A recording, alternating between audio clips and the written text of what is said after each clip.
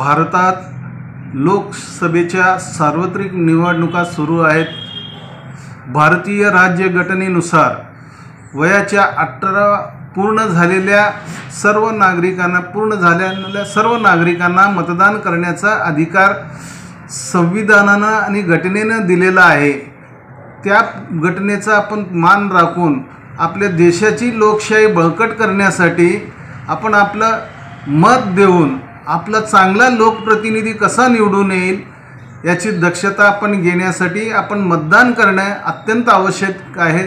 तरी आपणास विनंती आहे की आपलं पवित्र असं मतदानाचं हक्क बजावून भारताच्या लोकशाहीला बळकट आणूया। मंगळवार दिनांक 7 मे रोजी सोलापूर लोकसभेसाठी मतदान होणार आहे। तरी आपण सकाळी 7:30 वाजल्यापासून मतदानासाठी सहभागी होऊन आपलं पवित्र हक्क बजवावं आणि मजबूत लोकशाहीसाठी प्रत्येकाने आपला वाटा उचलावा अशी मी विनंती करतो।